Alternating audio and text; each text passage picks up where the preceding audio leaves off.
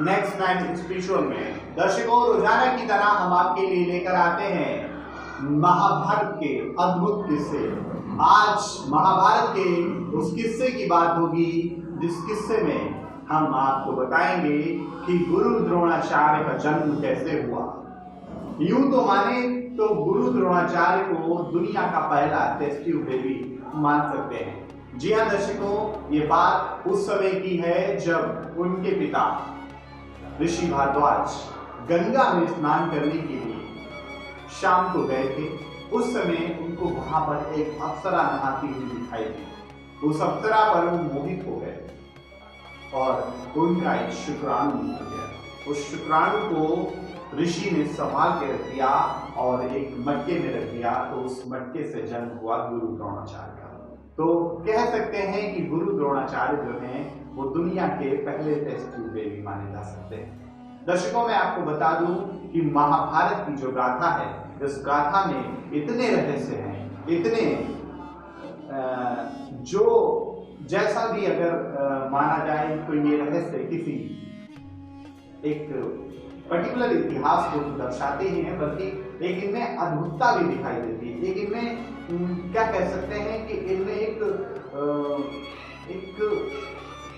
आंतरिक और विपरीत शक्ति भी दिखाई देती है।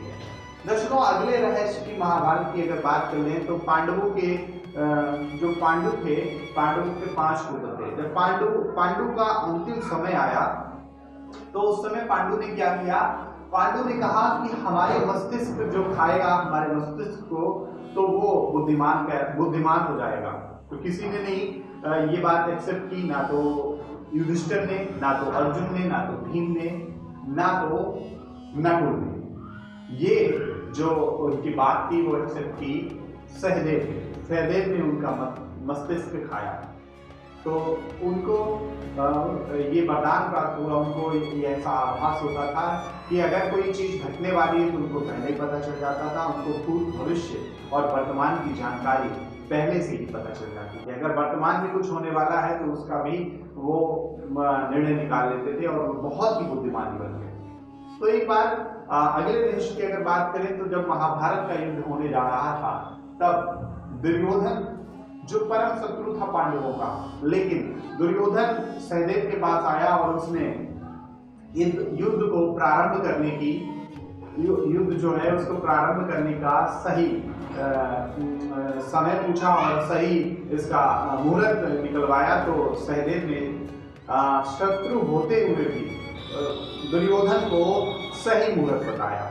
तो अगले रहस्य की अगर बात की जाए तो ये है अर्जुन के पुत्र का रहस्य। जी हाँ दर्शकों, अर्जुन की जान बचाने के लिए उनके पुत्र ने स्वयं अपनी बलि दी, लेकिन उस बलि को देने से पहले इरावन जो था वो अर्जुन का पुत्र था। धनुर्धारी अर्जुन को तो आप सभी जानते होंगे।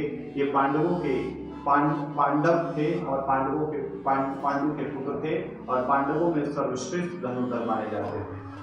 तो दर्शकों, जब महाभारत का युद्ध चल रहा था उस समय अर्जुन की जान खतरे में थी। तो उस समय क्या हुआ कि श्री कृष्ण को ये पता था कि इनके पुत्र इरावल की इनकी जान को बचा सकते हैं। तो इरावल को बलि देनी थी। इरावल तब उनकी जान बचा सकता था जब वो शादीशुदा होता। तो इस बात को जानते हुए आज का जमाना देखिए कि अगर कोई लड़का मरने वाला होगा तो उससे कोई शादी नहीं करेगा। और उसका तब भी ऐसे था कि क्योंकि हर लड़की को ये पता था कि रावण से शादी करके अगले ही दिन उसकी मृत्यु हो जाएगी। तो उससे कोई भी लड़की शादी करने के लिए तैयार नहीं। तब भगवान श्री कृष्ण ने मोहिनी रूप धारण किया और रावण से शादी की। बाकायदा रस्म और रीति से शादी की गई। पूरी रस्मों के साथ शादी हुई। और जब वो रावण को विदा कर रहे थे तब उन्होंने बाकायदा रोए भी और विलाप भी किया, दुख भी जताया। तो भगवान श्री कृष्ण ने मोहिनी रूप धारण करके एरावल से शादी की, या यूं कह सकते हैं कि भगवान एरावल की पत्नी बने। तो ये महाभारत की एक अनोखी कहानी।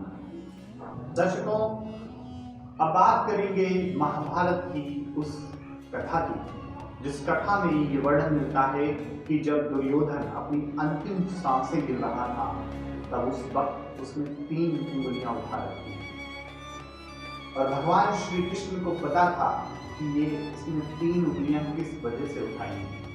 भगवान श्री कृष्ण ने इस बात का ये उत्तर दिया क्योंकि दुर्योधन ये कहना चाहता था उस समय, अंतिम सांसें ले रहा था। कहते हैं कि मरते वक्त हर इंसान की ये चाह होती है कि वो भगवान के दर्शन करे और भगवान के द्वार पहुंचे। दुर्योधन की भी यही चाह थी और दुर्योधन जानता भी था कि श्री कृष्ण भगवान विष्णु के अवतार हैं और वो स्वयं ही भगवान है। तो श्री कृष्ण ने भगवान के सामने 3 उंगलियां उठा रखी थी। वो ये कहना चाहता था कि उसकी 3 गलतियों की वजह से वह युद्ध हार गया और आज अंतिम सांसें ले रहा है। लेकिन श्री कृष्ण ने उसकी बात का खंडन करते हुए कह दिया कि अगर तुम वो गलतियां ना करते तब भी तुम्हारा हश्र यही होता। तो श्री कृष्ण का उसके पीछे का उद्देश्य कहने का यही था कि तुम अधर्मी थे और तुमने अधर्म का साथ लिया, इसीलिए तुम्हारी ये दशा हुई और इसीलिए आज तुम मृत्यु को प्राप्त हुए। और अगले रहस्य की अगर बात की जाए तो दुर्योधन और कर्ण आपस में बहुत ही घनिष्ठ मित्र थे। उनकी मित्रता की मिसाल महाभारत की कहानी में आपने देखी हो। महाभारत में कर्ण और दुर्योधन की मित्रता, कर्ण एक धर्मी होते हुए भी उसने अधर्म का साथ दिया सिर्फ मित्रता के कारण। दर्शकों, कर्ण अधर्मी नहीं था लेकिन उसका दोस्त अधर्मी था।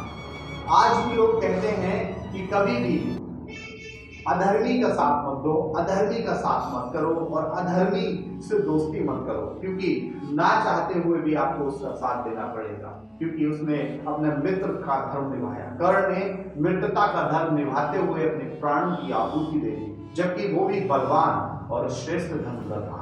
लेकिन उसकी सिर्फ मृत्यु किस वजह से हुई? क्योंकि उसने दुर्योधन का साथ दिया। तो दर्शकों, हम बात कर रहे थे उस रहस्य की, जब एक बार कर्ण और दुर्योधन की पत्नी भानुमति शतरंज खेल रहे थे। उस समय वो दोनों कक्ष में बैठे हुए थे। भानुमति शतरंज को खेलते खेलते थक चुकी थी और उन्होंने उठने का प्रयास किया और उधर से दुर्योधन आ रहा था। तब भानुमति उठ रही थी। इस बात का कर्ण को पता नहीं था। भानुमति जैसे ही उठ रही थी तो उनके गले में मोतियों का हार था। तो कर्ण ने उनको बैठाने की कोशिश की तो वो मोतियों का हार उसके हाथ से टूट गया और मोती बिखर गए और दुर्योधन उस समय कक्ष में प्रवेश कर चुका था। लेकिन आज का जमाना अगर होता तो लोग कहते हैं कि शायद उसका मित्र अब उसकी बीवी के साथ कुछ जबरदस्ती कर रहा था। लेकिन दुर्योधन को भी कर्ण पर बहुत ही भरोसा था। उसने ऐसा कुछ नहीं कहा। उसने सिर्फ ये कहकर चला गया कि वो मोती उठा ले और अपनी पत्नी भानुमति को याद लेकर चला गया कि वो मोती उठा ले। हालांकि दोनों भौचक और डरे हुए थे कि दुर्योधन शायद कुछ गलत ना समझ जाए, लेकिन दुर्योधन को अपने मित्र कर्ण पर बहुत ही भरोसा था। तो दर्शकों, ये कहानी थी महाभारत की। तो दर्शकों, ये थे महाभारत के कुछ अद्भुत किस्से जो मैंने आपको बताए।